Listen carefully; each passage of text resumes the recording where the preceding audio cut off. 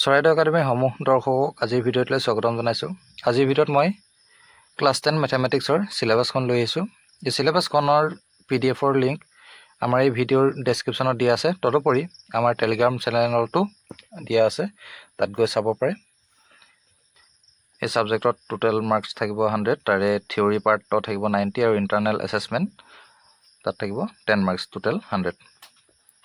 তো এতিয়া ইয়াত এনেদৰে দিয়া আছে, ফাৰ্ষ্ট চেপ্টাৰ নাম্বাৰ দিয়া আছে, চেপ্টাৰ নেম আছে, ইউনিট ৰিকুৱাৰ্ড মানে যিখিনি পঢ়িব লাগিব, ইউনিটছ অমিটেড যিখিনি আমি বাদ দিব পাৰোঁ অৰ্থাৎ নপঢ়িলে হ'ব, আৰু মাৰ্কছ হাফ ইয়াৰলি আৰু SSLC এক্সামত কোনকেইটা চেপ্টাৰ আহিব সেই বিষয়ে ইয়াত উল্লেখ আছে। যিহেতু হাফ ইয়াৰলি এক্সাম আহি আছে, সেই গতিকে হাফ ইয়াৰলি এক্সামত আহিবলগীয়া চেপ্টাৰকেইটা প্ৰথমতে চাই লৈ যাওক।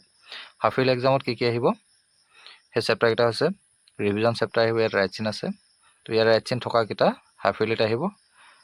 ৰিয়েল নাম্বাৰ আহিব, polynomials, pair of linear equation in two variable, quadratic equations, triangles, coordinate geometry আৰু introduction to trigonometry, এইকেইটা চেপ্টাৰে হাফ ইয়াৰলি এক্সামত আহিব। ৰিভিজন চেপ্টাৰ অৰ্থাৎ পুনৰালোচনা, এই চেপ্টাৰটোৰ ইউনিটছ ৰিকুৱাৰ্ড আমি কি পঢ়িব লাগিব, পাৰ্ট 1 এণ্ড পাৰ্ট 2। এই পাৰ্ট 1 আৰু পাৰ্ট 2 মানে আমি এইটো বুজিলে নহ'ব যে কেৱল অনুশীলনী R1 আৰু R2, এইটো নহয়। পাৰ্ট 1 পাৰ্ট 2 মানে হৈছে অনুশীলনী R5লৈকে আহিব।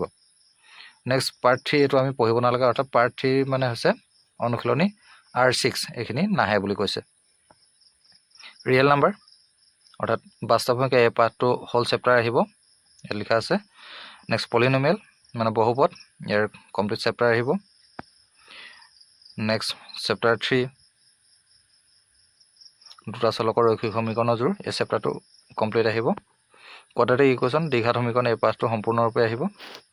নেক্সট ট্ৰাইংগল মানে ত্ৰিভুজ পাঠটোৰ আপ টু ইউনিট 6.4 অৰ্থাৎ অনুশীলনী 6.3লৈকে আহিব, আৰু তাৰ পিছৰখিনি পঢ়িব নালাগে। কোঅৰ্ডিনেট জিঅ'মেট্ৰি স্থানাংক জ্যামিতি, এই চেপ্টাৰটো সম্পূৰ্ণৰূপে আহিব। ইন্ট্ৰডাকশ্যন টু ট্ৰিগোনোমেট্ৰিৰ পৰিচয়, এই চেপ্টাৰটো সম্পূৰ্ণৰূপে হাফ ইয়াৰলিত আহিব।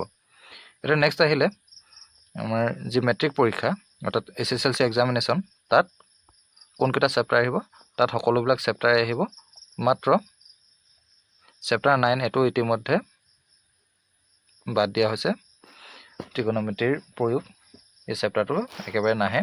তাৰ বাদে বাকী সকলোবিলাক চেপ্টাৰেই আহিব। এতিয়া কোনটো চেপ্টাৰ কি আহিব সেই বিষয়ে আমি চাই লওঁ। এইখিনি ইতিমধ্যে ক'লোঁ, চেপ্টাৰ 8লৈকে একেখিনি কথাই একো নকওঁ। চাৰ্কুল বৃত্ত পাঠটো সম্পূৰ্ণৰূপে আহিব। কনষ্ট্ৰাকশ্যনছ মানে অংকন, এই চেপ্টাৰটো ইউনিট আপ টু 11.2 অৰ্থাৎ অনুশীলনী 11.1 আহিব, আৰু 11.2 এই অনুশীলনীটো নাহে। Next areas related to circle, বৃত্ত সম্বন্ধীয় কালি, এই পাঠটো আপ টু ইউনিট 12.3 অৰ্থাৎ অনুশীলনী 12.2লৈকে আহিব, তাৰ পিছৰ অনুশীলনী নাহে। ছাৰফেচ এৰিয়া এণ্ড ভলিউম, পৃষ্ঠকালি আৰু আয়তন, এই চেপ্টাৰটোৰ অনুশীলনী 13.2লৈকে আহিব, তাৰ পিছৰখিনি নাহে। ষ্টেটিষ্টিক্স অৰ্থাৎ পৰিসংখ্যা, এই চেপ্টাৰটোৰ অনুশীলনী 14.3লৈকে আহিব, তাৰ পিছৰখিনি নাহে।